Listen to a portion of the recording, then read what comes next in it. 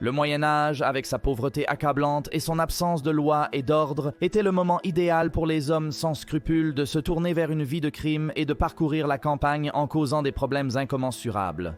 Mais tous les gangsters n'étaient pas pauvres. Certains venaient de familles nobles, et ils n'étaient certainement pas tous des Robins des Bois, volant aux riches pour donner aux pauvres. La plupart étaient brutaux, impitoyables et ne pensaient qu'à eux-mêmes. Revenons maintenant en arrière et examinons certains des gangsters les plus notoires du Moyen-Âge, dont les crimes allaient du vol de lapins au viol et au meurtre. Bienvenue à la folie médiévale.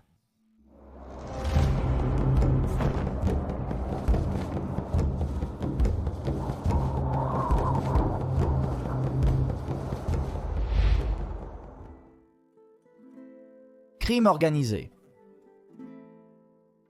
Aujourd'hui, le terme « gangs criminels » pourrait évoquer les cartels de drogue mondiaux. Mais les gangsters existent depuis des milliers d'années. Dans la Rome de 50 avant Jésus-Christ, Milo et Claudius organisaient des bandes d'esclaves armés et embauchaient des voyous pour régler leurs différends, tout comme les Crips et les Bloods modernes aux États-Unis. Dans la Constantinople du VIe siècle, les gangs rivaux des Verts et des Bleus se sont unis pour une cause commune et se sont retournés contre l'empereur Justinien avec des émeutes qui ont tué des dizaines de milliers de personnes et détruit la moitié de la ville. Hereward le Vigilant. Hereward le Vigilant est né vers l'année 1035 dans le Lincolnshire, en Angleterre. Les sources historiques fiables concernant Hereward le Vigilant sont rares et souvent contradictoires. Nous savons qu'il était un noble anglo-saxon qui a résisté à l'invasion de Guillaume le Conquérant et de ses Normands en 1066. Dans le Jester Ewardi, un récit plus romantique de sa vie, écrit par un moine nommé Richard Delly, Hereward a été banni par son père pour désobéissance et comportement antisocial, et il a été déclaré hors la loi par le roi Édouard le Confesseur à l'âge de seulement 18 ans. Alors Hereward est parti à l'aventure, qui comprenait la lutte contre un ours en furie en Northumbrie pour sauver sa marraine et ses filles, protéger une princesse cornouaillaise contre l'attention masculine indésirable, puis combattre les habitants de Skúldamarilan pour aider le comte de Flandre. Au moment de la conquête normande en 1066, Hereward était un mercenaire et les Normands avaient confisqué ses terres natales dans le Lincolnshire. De retour, il a constaté que son frère était mort, sa tête exposée sur une pique. Hereward a pris sa revanche en tuant 15 soldats normands lors d'un festin arrosé. En 1070, les Danois ont atteint Ely. Les gens là-bas espéraient que l'armée danoise les aiderait à renverser les Normands. Hereward et sa bande de hors-la-loi ont aidé les Danois à piller le monastère de Peterborough. Il a justifié cela en disant qu'il voulait sauver le trésor là-bas des Normands. Toutefois, les Danois ont conclu un accord avec le roi Guillaume, rentrant rapidement chez eux avec leur butin. Hereward et ses hommes étaient désormais seuls face aux hommes de Guillaume.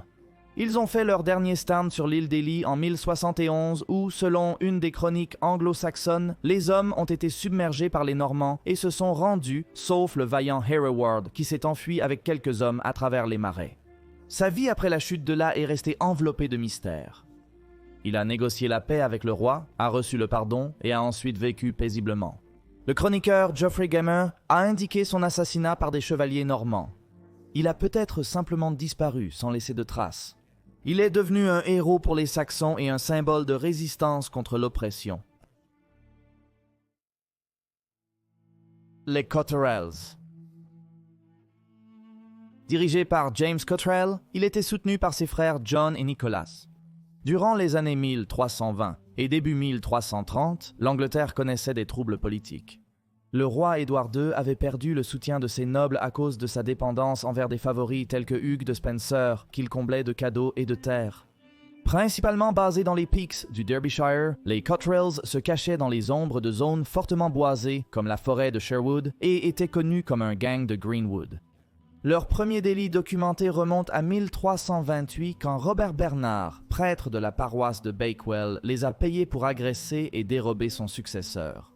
Le gang, intermédiaire du clergé et des riches, recrutait facilement des associés grâce à la protection de plusieurs parlementaires. En 1330, Roger de Wensley, seigneur de Mapleton, chargé d'arrêter les frères Cotterell, les a plutôt rejoints. James Cotterell a été pardonné en 1351 malgré son implication dans des extorsions, oppressions, accueil de criminels, usurpations et rançons. Les Fulville. John, seigneur d'Ashby-Fulville, avait 7 fils. Le deuxième fils Eustache était bien connu pour s'opposer au règne malhonnête et inefficace d'Édouard II, et ses frères cadets étaient d'accord avec lui. Ensemble, les garçons ont commis d'innombrables crimes dans leur quête de justice contre la couronne, y compris le vol, l'enlèvement et le meurtre, souvent au nom d'autres personnes. En 1326, Eustache a conduit 50 hommes dans une embuscade pour assassiner Sir Roger de Bella, le baron corrompu. Du Trésor, un fervent supporter des distributeurs détestés.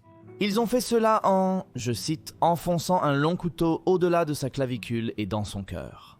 Le meurtre de Bella, bien que probablement bien accepté par plusieurs, a fait des Fulville des hors-la-loi qui ont dû fuir le pays.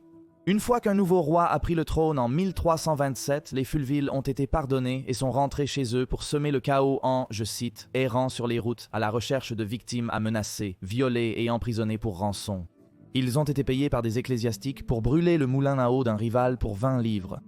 Puis ils ont rejoint d'autres gangs, y compris les Cotterells, pour kidnapper un riche juge royal nommé Richard Willoughby. Richard, le 4e des frères Fulville, malgré sa nomination en tant que recteur d'une petite paroisse de campagne dans le Rutland, était un homme sauvage, audacieux et porté à la violence. Richard, seul frère Fulville puni, a été extrait de son église et décapité. Willoughby a été libéré après le paiement d'une énorme rançon et le gang Fulville s'est enfui vers le Derbyshire où ils se sont alliés au gang Cotterell et ont chevauché avec des forces armées secrètement et ouvertement. Les hommes qui avaient tué Richard ont dû être absous du meurtre parce qu'il était prêtre.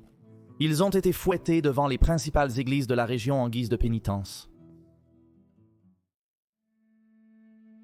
Adam le lépreux. Le XIVe siècle était une grande époque pour les hors-la-loi en Angleterre, avec les bouleversements politiques, la peste noire, la famine, la dépopulation et la révolte des paysans. Contrairement à leurs homologues des Midlands, les Cotterells et les Fulville, Adam et sa bande étaient actifs dans le sud-est de l'Angleterre et travaillaient dans un contexte urbain plutôt qu'à la campagne. Pendant les années 1330 et 40, les équipes d'Adam étaient spécialisées dans le vol.